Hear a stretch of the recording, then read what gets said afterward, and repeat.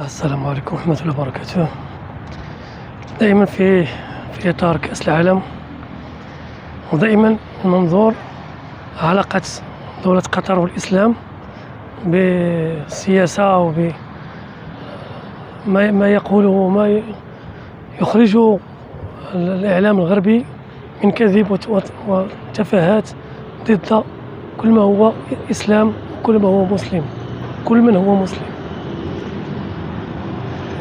كنت دائما أتساءل لماذا أغلب وجل السياسيين وصناع القرار والصحافة والإعلام في الدول الغربية تكن كل هذا البغض للإسلام والمسلمين، وتعمل كل ما بوسعها لتشويه صورة الإسلام.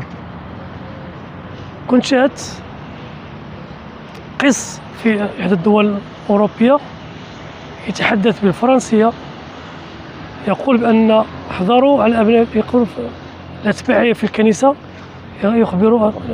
يقول لهم احذروا من الإسلام، احذروا من الإسلام، احذروا من الإسلام، سيصبح أبناؤكم مسلمون. هذا منبع من منابع هذا البغض هو الكنائس، ليس كلها ولكن جل الكنائس.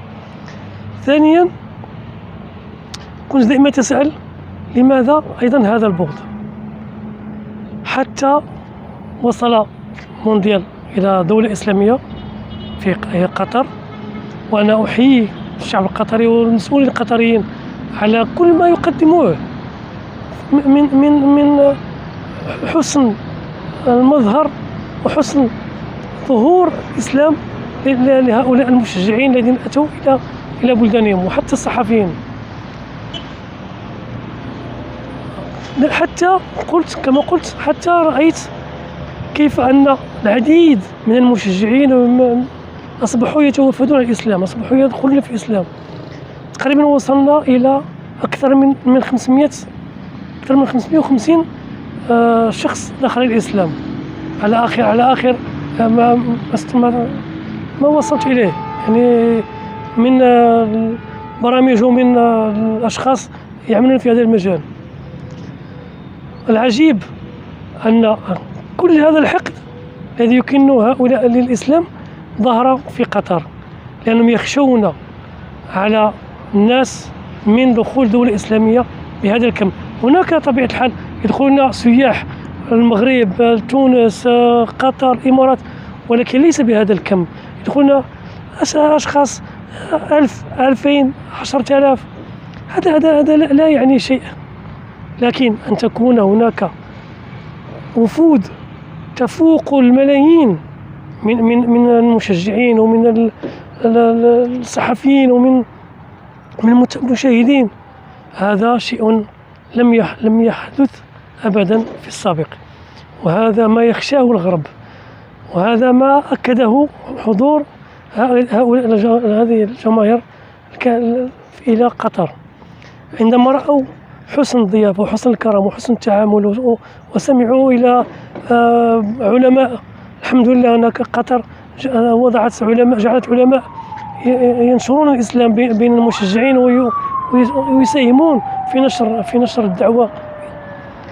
عجيب، هذا ما كانوا يخشونه هؤلاء، يعني كانوا يعلمون أنه لو نظم كأس العالم في دولة إسلامية سيكون بداية صعود المسلمين، كم هائل سيدخل إن شاء الله، أفواج إن شاء الله ستدخل إلى الإسلام بهذا النظام وهذا الحب الذي استقبل به الشعب القطري والشعوب المتواجدة العربية أيضا والمسلمة أيضا، هم أيضا ساهموا في هذا.